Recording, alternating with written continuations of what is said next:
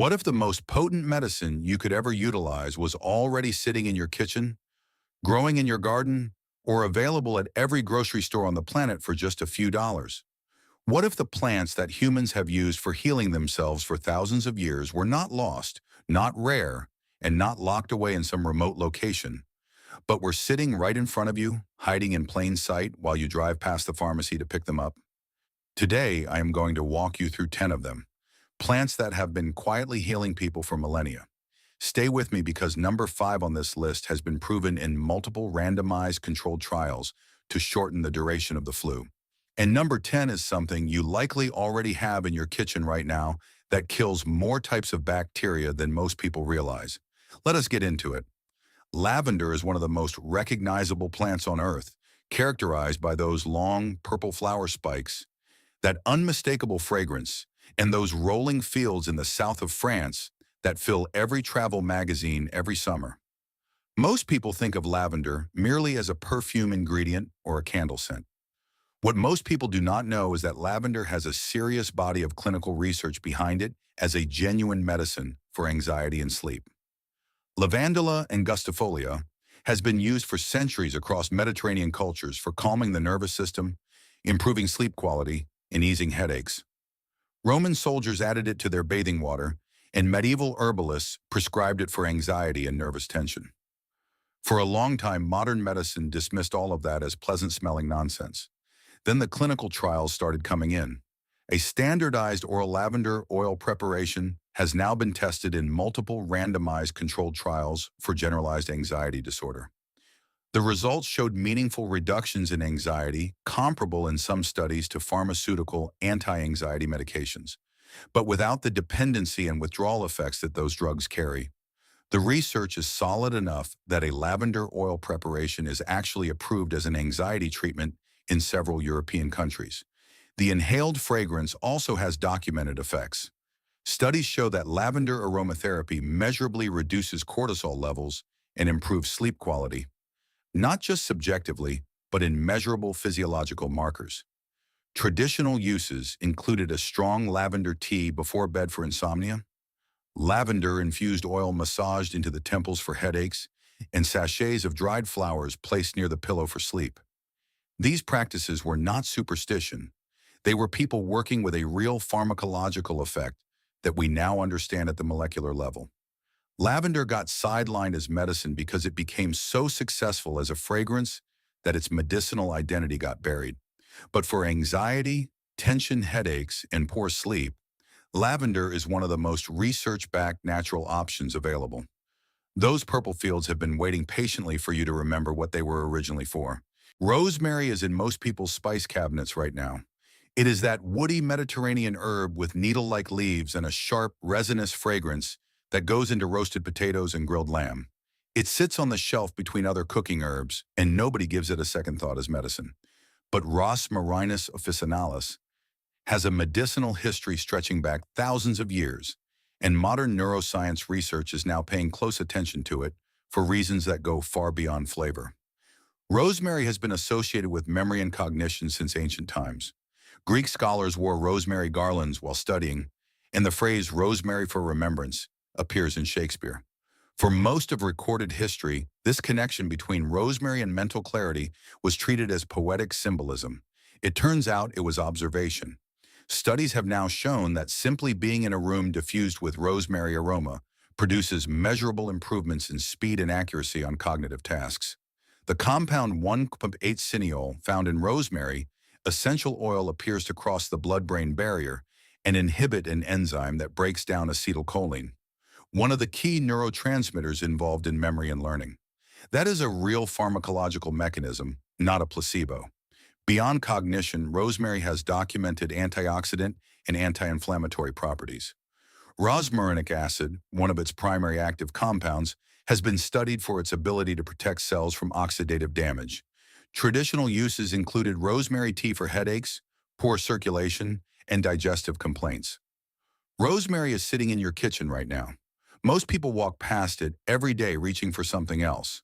But for mental clarity, memory support, and antioxidant protection, that humble cooking herb is doing considerably more than making your chicken taste better. Chamomile is so familiar and so associated with gentle grandmotherly comfort that most people assume it is mostly a placebo, a nice-tasting tea that makes you feel cozy before bed. They see it as something mild and harmless that could not possibly be real medicine. That assumption is wrong. Matricaria chamomilla, the small daisy-like flower with white petals and a yellow center that has been used as medicine across Europe and Asia for over 2,000 years, contains a compound called apigenin. Apigenin binds to benzodiazepine receptors in the brain. These are the same receptors that pharmaceutical anti-anxiety drugs like Valium target. Chamomile works through a real, documented neurological mechanism. Clinical trials have confirmed this.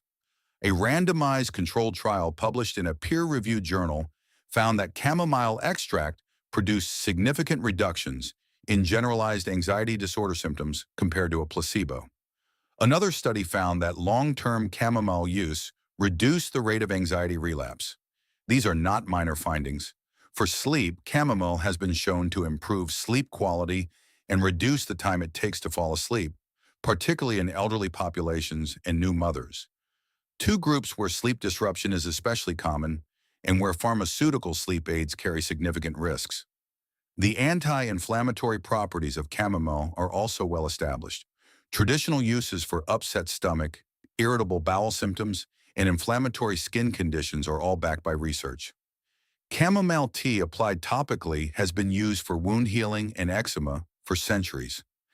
Chamomile became so normalized as a bedtime beverage that people forgot it was medicine. But the chemistry was always there. 2,000 years of healers reaching for those small white flowers were not wrong. They were working with a genuine pharmacological tool that we now understand far better than they did. And it still works exactly as it always has. Peppermint is one of those plants where the gap between how casually people treat it and how seriously the research takes it is almost funny. It is in your toothpaste, your chewing gum, and the candy bowl at the restaurant checkout. It is also the subject of robust clinical research for pain relief, digestive disorders, and respiratory congestion. Mentha piperita contains menthol as its primary active compound, and menthol is genuinely remarkable chemistry. It activates cold-sensitive receptors in the skin and mucous membranes, creating a cooling sensation that has real analgesic effects. But the applications go far beyond surface cooling. For tension headaches, multiple clinical trials have shown that peppermint oil applied to the forehead and temples produces pain relief equivalent to acetaminophen. The same active cooling and analgesic mechanism that makes it feel refreshing is producing measurable headache relief in controlled trials. That result consistently surprises people who did not expect a plant to perform on par with a pharmaceutical painkiller. For irritable bowel syndrome, enteric-coated peppermint oil capsules are now widely acknowledged as one of the most effective treatments available. Backed by multiple meta-analyses, the menthol relaxes smooth muscle in the gut, reducing the cramping and spasms that drive IBS symptoms. Several gastroenterology guidelines now include peppermint oil as a recommended first-line treatment. For congestion, menthol is a clinically validated decongestant that opens airways by stimulating cold receptors and reducing the sensation of nasal resistance. Traditional uses for all three of these applications, headache, stomach pain, and chest congestion, go back thousands of years. The chemistry explains every single one of them. Peppermint sitting in your garden or your spice drawer is managing at least 3 distinct medical functions simultaneously. Most pharmaceutical drugs cannot say the same. Before there were flu shots and antiviral prescriptions, there was elderberry syrup. A jar of it in the pantry through winter was as standard as keeping firewood stacked by the door. The dark purple berries of the elder tree, Sambucus nigra, were used across Europe as the first response to colds and flu for as far back as records exist. Hippocrates reportedly called the elder tree his entire medicine chest. Then synthetic pharmaceuticals arrived, and elderberry got quietly retired as old-fashioned. Here is what the clinical research actually shows. Multiple randomized controlled trials have confirmed that elderberry extract significantly reduces both the duration and the severity of influenza. One widely cited study found that flu patients taking elderberry extract recovered an average of 4 days sooner than those on a placebo. Another meta-analysis pooling results across multiple studies confirm meaningful reductions in both duration and symptom severity. A 4-day shorter flu is not a marginal improvement. That is a substantial clinical outcome. The berries are loaded with anthocyanins and other flavonoids that have antiviral properties. They appear to work by interfering with a virus's ability to replicate and simultaneously activating immune defenses. That dual action, blocking the virus and supporting the immune response at the same time, is why the effect is so pronounced. Making elderberry syrup at home is straightforward. Simmer dried elderberries with water, raw honey, ginger, and cinnamon until reduced, then strain and bottle. Take a tablespoon daily through winter as prevention, and several tablespoons a day at the first sign of illness. It tastes rich and warming and nothing like medicine. Elderberry got pushed aside not because it stopped working, but because nobody can patent a berry growing in the hedgerow. The evidence says it outperforms most of what replaced it. Aloe vera sits on windowsills and kitchen counters in households all over the world. It is that thick, fleshy, spiky succulent that most people keep around for sunburns and occasionally forget to water for 6 months. It is one of the most recognizable plants on Earth, and most people dramatically underestimate what it can actually do. Aloe barbadensis has been used medically for at least 6,000 years. Ancient Egyptian records describe it as the plant of immortality. Greek physicians used it for wounds and digestive complaints. It has appeared in the medical traditions of virtually every culture that has ever encountered it, and with good reason. The clear gel inside the leaves contains over 75 active compounds, including polysaccharides, glycoproteins, anthraquinones, and vitamins. For wound healing and burn treatment, the research is particularly striking. Multiple clinical trials have found that aloe vera gel produces faster healing of burns and post-surgical wounds compared to standard medical treatments, including petroleum-based dressings. One systematic review of the literature concluded that aloe vera healed first and second-degree burns measurably faster than conventional wound care. The anti-inflammatory properties of aloe gel are also well documented, as is its use for soothing the gastrointestinal tract. Studies have shown benefits for irritable bowel syndrome, reflux, and inflammatory bowel conditions when aloe vera juice is taken internally. Traditional uses for sunburn, cuts, dry skin, digestive complaints, and mouth ulcers are all backed by modern research. Aloe vera is sitting in a pot in millions of homes right now, being treated as decoration. But break a leaf open and apply the fresh gel to a burn or a minor wound, and you have one of the most clinically validated topical medicines available. It has been healing people for 6,000 years, and it has not stopped. Turmeric is the bright yellow-orange root that gives curry its color. It has been a cornerstone of Ayurvedic and Chinese medicine for thousands of years, and it is currently one of the most studied plants in modern medical research, with thousands of published papers examining what it does and why. Curcuma longa contains a compound called curcumin, and curcumin has demonstrated anti-inflammatory effects so significant that pharmaceutical companies have spent enormous resources trying to develop synthetic versions of it. The reason is simple.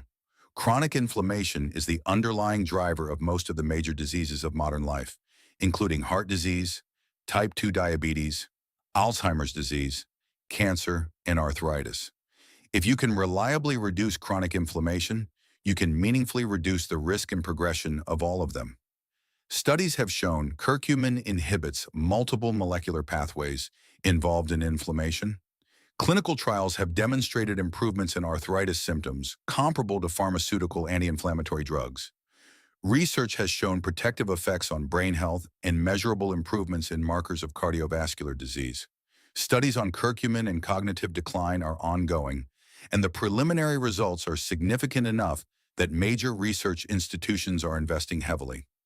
The traditional Ayurvedic practice of golden milk, warm turmeric mixed with milk and black pepper, turns out to be pharmacologically sophisticated.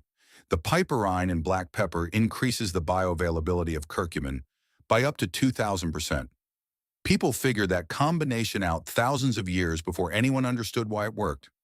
Turmeric has been sitting in spice cabinets and curry recipes for so long that most Westerners never thought of it as medicine. But the research says it is one of the most potent anti-inflammatory tools available from any source, natural or synthetic.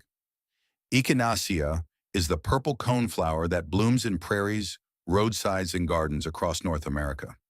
It is beautiful enough to grow purely for its appearance, but medically it is one of the most extensively researched plants in the world, with over 300 published clinical studies examining its effects. The Plains tribes of North America used echinacea as their primary medicine. It was the center of their healing pharmacopoeia for infections, wounds, fevers, and immune stress. When European settlers and herbalists encountered it, it became one of the most widely prescribed medicines in 19th century America. Then the pharmaceutical era arrived. Echinacea got dismissed as unscientific folk medicine and spent most of the 20th century ignored, while the medical establishment bet everything on synthetic antibiotics. The research that followed has steadily rebuilt its reputation. Meta-analyses pooling results from multiple randomized controlled trials have confirmed that echinacea preparations reduce both the likelihood of developing upper respiratory infections and the duration and severity of illness when infections do occur. The plant modulates immune activity, helping the immune system mount a faster and more effective response to pathogens. The active compounds include alkylamides and polysaccharides that interact directly with immune cells. A quality echinacea preparation will produce a characteristic tingling sensation on your tongue from the alkylamides. If you take an echinacea product and feel nothing, the product is likely degraded or poorly made. Take it at the very first sign of illness, the first scratchy throat or the first heaviness that precedes a cold. Taken early and consistently through an illness, it shortens recovery for most people who use it. Tinctures preserve the alkylamides particularly well, though tea from the dried plant also works. 300 studies and thousands of years of indigenous use prove it is still doing exactly what it has always done. Ginger has been used as medicine for over 5,000 years. It appears in ancient Chinese medical texts, in Ayurvedic tradition, in Greek medical writing, and in medieval European herbalism. It is one of the most consistently used medicinal plants in human history across more separate cultures than almost any other plant on this list, and modern pharmacological research has validated it completely. Zingiber officinale, P, contains gingerols and shogal's, compounds with documented anti-nausea, anti-inflammatory, and analgesic effects. For nausea specifically, the clinical evidence is remarkable. Multiple randomized controlled trials have found that ginger is as effective as pharmaceutical anti-nausea medications for chemotherapy-induced nausea, post-surgical nausea, and pregnancy-related morning sickness. In some studies, ginger performed better than the pharmaceutical option with fewer side effects. For pain and inflammation, research has shown that ginger extract produces significant improvements in osteoarthritis pain and muscle soreness following exercise. The anti-inflammatory compounds in ginger work through some of the same pathways as non-steroidal anti-inflammatory drugs, which explains why the effects on pain are measurable and consistent. For digestion, ginger accelerates gastric emptying, meaning it helps food move through the stomach more efficiently. This is the mechanism behind its traditional use for indigestion, bloating, and nausea. Traditional uses across 5,000 years of medical practice all over the world point to the same functions that modern clinical research is now confirming, one study at a time. Fresh ginger tea is as simple as simmering sliced fresh root in hot water for 10 minutes. It is in every grocery store on earth. It has been sitting on kitchen counters, in spice cabinets, and in tea mugs for millennia. And it has been outperforming pharmaceutical nausea drugs in clinical trials. The plant that has earned the top spot has done so not through obscurity or exotic chemistry, but through sheer, overwhelming, and undeniable evidence accumulated over thousands of years and across hundreds of modern scientific studies. Garlic, Allium sativum, is that pungent white bulb sitting in a bowl on your kitchen counter right now, the one you use for pasta, stir-fry, and roasted vegetables without a second thought. The most used culinary ingredient on the planet is also one of the most extensively studied medicinal plants in human history. What the research shows is staggering. Hippocrates prescribed garlic for a wide range of conditions. Ancient Egyptian medical texts document its use. Greek Olympians ate it before competition, and Roman soldiers consumed it for strength and infection resistance. Chinese and Ayurvedic medicine have used it for thousands of years for respiratory infections, digestive problems, and cardiovascular health. Every major ancient medical tradition on Earth, with no connection to one another, independently arrived at garlic as a primary medicine. The active compound responsible for most of garlic's medicinal effects is allicin, produced when a garlic clove is crushed or chopped, and an enzyme reaction is triggered. Allicin and its breakdown compounds have documented antimicrobial activity against a remarkable range of pathogens, including bacteria, viruses, and fungi. Studies have shown activity against antibiotic-resistant strains, including MRSA. That is the kind of antimicrobial profile that modern medicine takes seriously. For cardiovascular health, the clinical evidence is substantial. Meta-analyses have confirmed that garlic supplementation produces meaningful reductions in blood pressure in people with hypertension. Studies have shown reductions in LDL cholesterol and improvements in arterial stiffness and blood vessel function. The cardiovascular benefits are consistent across dozens of trials. For immune support and infection prevention, a landmark randomized controlled trial found that people taking a daily garlic supplement had significantly fewer colds over the winter months and recovered faster when they did get sick compared to the placebo group. For cancer prevention, population studies have consistently found that high dietary garlic consumption is associated with reduced rates of certain cancers, particularly gastrointestinal cancers. Raw crushed garlic delivers the highest allicin content. Letting it sit for 10 minutes after crushing before cooking preserves more of the active compounds. Garlic has been healing people for 5,000 years. It is in every kitchen and every grocery store on Earth. It costs almost nothing, and it has a body of research behind it that most pharmaceutical drugs cannot match. The most powerful medicines are not always the most expensive or the most complicated. Sometimes they are sitting on your kitchen counter, waiting for you to remember what they have always been. If this exploration of the healing power in your own home changed how you look at the plants in your garden, please subscribe and like this video. We are dedicated to uncovering the history and the natural wisdom that has been overlooked for too long. Help us sow the seeds for a healthier future. Our next deep dive into nature's hidden treasures will be opening soon.